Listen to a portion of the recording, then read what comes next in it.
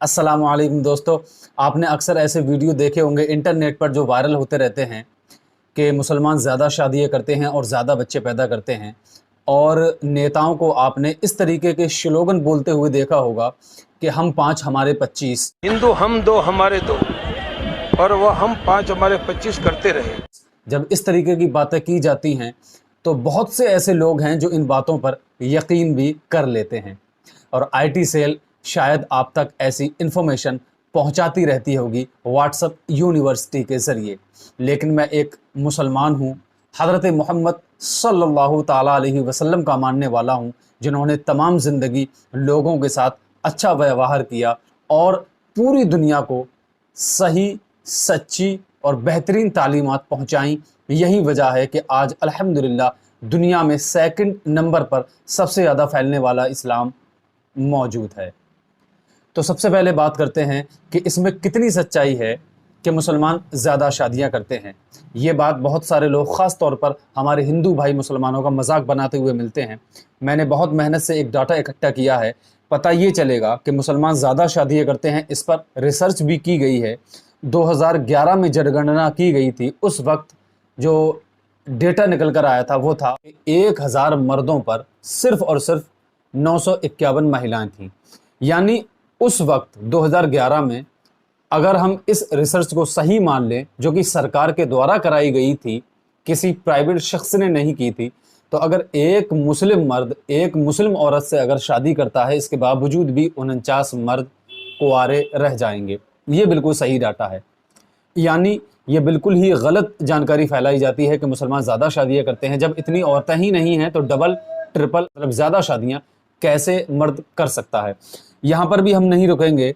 फिर एक रिसर्च आई थी 1961 में, ये बहुत पुराना डाटा है लेकिन फिर भी हम इसको बयान कर देते हैं। किस धर्म में एक से ज़्यादा शादियां की जाती हैं, इस पर रिसर्च की गई थी 1961 में। जो डेटा निकल कर आया था वो मैं आपको पढ़कर बताता हूं। मुसलमानों में जो ज़्यादा शादियों का जो प्रतिशत था वो था 5.7। गौर से सुन लीजिए, हिंदू ज़्यादा शादियां करने में जो उनका प्रतिशत था वो था 5.8, यानी मुसलमानों से ज़्यादा। जैन में धर्म के आधार पर ज़्यादा शादियां करने में 6.7, यानी ये और ज़्यादा। इससे आगे जब हम चलेंगे बौद्ध धर्म में तो पता ही चलेगा कि ये तीनों धर्म से आगे निकल चुके हैं और धर्म के आधार पर ये सबसे ज़्यादा शादियां करते हैं 7.9। 1961 का ये डाटा है। मुसलमानों का जो प्रतिशत था वो था 5.7 और हिंदुओं का 5.8 था। ये गलत जानकारियां आप तक पहुंचाई जाती हैं, ये सही जानकारी है। इसको ज़्यादा से ज़्यादा आप लाइक कमेंट कर कर बताएं कि आपको जानकारी कैसी लगी। और इतना ही नहीं, आगे 1974 में फिर रिसर्च की गई और इस रिसर्च में भी मिला जुला डेटा फिर इकट्ठा किया गया। 1974 में जब दोबारा रिसर्च की गई तो पता ये चला कि मुसलमान डबल शादियां सिर्फ और सिर्फ 5.6 करते हैं। यानी यहाँ पर मुसलमानों का प्रतिशत घट गया।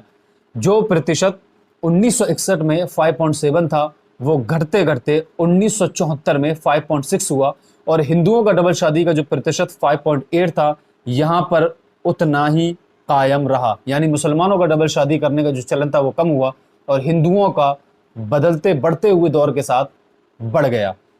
तो इससे ये पता चला कि ये बिल्कुल सही जानकारी है। ये गलत जानकारी इसलिए दी जाती है, ऐसी गलत जानकारी फैलाई क्यों जाती है, आपके दिमाग में सवाल आएगा। तो इसका सीधा मतलब ये है कि विक्टिम कार्ड खेला जाता है, यानी जो मजलूम है उसी को जालिम बता दिया जाता है। बिल्कुल इसी तरीके से जिस तरीके से रोड एक्सीडेंट ज़्यादा होते हैं तो फाइन ज़्यादा लगा दिया जाता है। ये नहीं कहा जाता कि सरकार को गलती है और उनके गड्ढे नहीं भरे जाते, उनकी मरम्मत नहीं की जाती, चालान बढ़ा दिया जाता है। बिल्कुल इसी तरीके से मुसलमानों पर सारा कुछ इल्ज़ाम लगा दिया जाता है। कुछ लोग तो ये भी कह देते हैं कि मुसलमानों ही की वजह से हिंदुस्तान तरक्की नहीं कर पा रहा है। हंसी आती है सुनकर।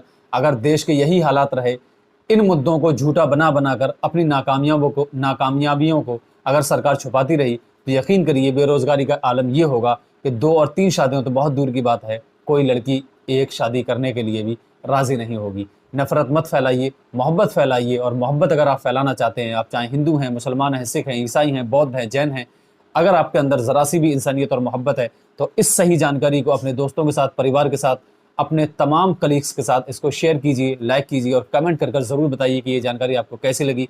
मुझे बहुत ज़्यादा हौसला मिलेगा ऐसे वीडियोस बनाने के लिए। इसी पैगाम के साथ कि शायद आप बात समझ गए होंगे। अस्सलाम वालेकुम, मिलते हैं अगली वीडियो में, तब तक के लिए खुदा हाफिज़।